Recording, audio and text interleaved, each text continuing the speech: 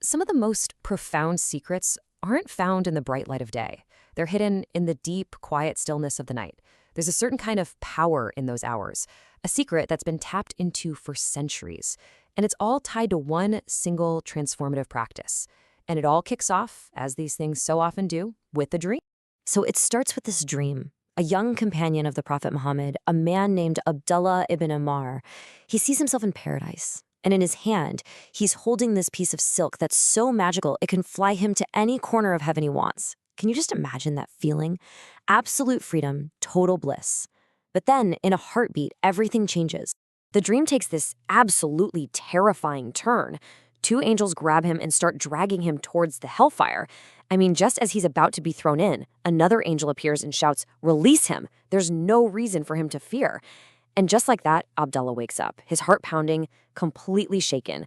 Now, he was too shy to go ask the Prophet about it himself, so he tells his sister, who happens to be the Prophet's wife. And when she tells the Prophet the dream, his response is immediate, and it is so profound. He says, "What a righteous man Abdullah is, if only he prayed at night." Just stop and think about that for a second. The only thing that stood between this good, righteous man and a potential disaster was a single missing practice, the night prayer. That story just gets you thinking, right? What is it about praying in the middle of the night that holds such an incredible spiritual weight? What's the secret that's hidden in those dark, quiet hours? Well, the practice is called Qiyam al-Layl, which literally just means standing during the night. It's a voluntary prayer, not one of the required ones, but its most powerful, most recommended time is in that last third of the night, when the rest of the world is completely asleep. And here's why that specific time is so crucial. The Prophet Muhammad taught that this is a moment of unique closeness to God. He explained that in the last third of every single night, God descends to the lowest heaven, the one that's closest to us. And right then, in that moment, this open invitation is made to all of us. God asks, "Is there anyone asking for something so I can give it to them? Is there anyone praying to me so I can answer them? Is there anyone looking for forgiveness so I can forgive them?" And this goes on until the first light of dawn. It's a direct, personal call. And there's a powerful psychology here too. When you force yourself out of a warm bed in the dead of night, who are you trying to impress? Nobody. No one's watching. It's an act of pure, unadulterated devotion, just between you and God. It's stripped of any need for anyone else's approval. It is 100% sincere. So, okay, the spiritual significance is obviously immense. But in our modern world, we can't help but ask another question. I mean, we're all obsessed with sleep optimization and biohacking, right? So, what does science have to say about this? And this really brings up a very modern concern. Is it actually healthy to wake yourself up in the middle of the night?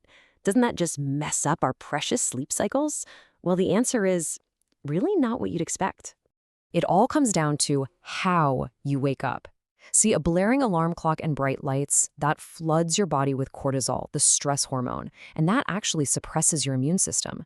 But when you wake up gently in darkness for a peaceful and purposeful reason like prayer, something totally different happens.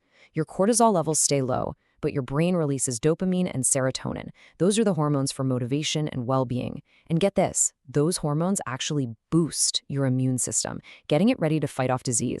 Which brings us to this absolutely incredible statement from the Prophet. He described the night prayer as, among other powerful things, an expeller of disease from the body, a practice for physical healing. And he said this over 1,400 years ago, long, long before we had any tools to measure cortisol or understand dopamine. This connection between quiet, purposeful waking and physical health was already being made. That's just mind-blowing. So we've seen the spiritual power and the surprising physical benefits, but what did this actually look like in practice for the people who truly mastered it? I gotta tell you, their examples are just on another level. Yeah, these aren't just quaint stories. These are benchmarks of devotion.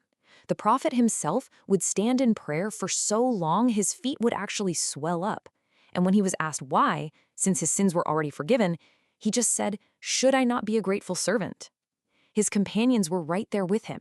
You could hear the quiet weeping of Umar ibn Al-Khattab from outside the mosque.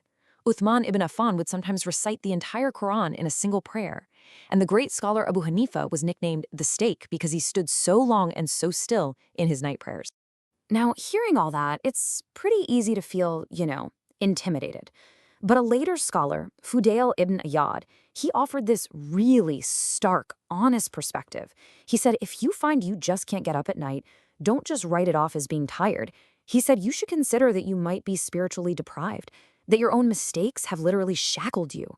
That's a powerful wake-up call for some self-reflection. So after all of that, how can we, in our busy, chaotic, modern lives, possibly start a practice like this? It might seem impossible, but actually, the path to begin is incredibly simple and accessible to every single one of us. And this is the absolute key, right here. The goal is consistency, not perfection. This isn't about praying until your feet swell on day one. It's about building a small, sustainable habit that you can actually keep up. You just have to start exactly where you are right now. The Prophet himself gave us this beautiful, clear roadmap. He taught that even just standing at night to recite 10 verses, just 10, is enough to be saved from being counted among the heedless, the unaware. If you can manage 100 verses, you're written among the truly devout. And for those who can recite 1,000, well, they're promised an immense, almost unimaginable reward. Just look at how simple this path is. You can start at level 1 tonight with just 10 verses. To put that in perspective, a really short chapter of the Quran, like Surah al-Duha, is 11 verses long. That's it. You do that, and you've already begun. You are no longer counted among the unaware. And from that tiny start, you can slowly build your way up. And what if you're a really heavy sleeper? You just know you're not going to wake up. Well, the beauty of this whole thing is its flexibility. You can just pray right after your final evening prayer before you even go to bed. The great companion Abu Bakr used to do this because he was afraid he wouldn't wake up. One single prayer unit, reciting one short chapter. That is more than enough to start building the habit. So we end right back where we started, in the quiet of the night. Every single night, without fail, a universal, divine invitation is offered. A time for needs to be met, for prayers to be answered, for forgiveness to be granted. The only question left is, will you be there to receive it?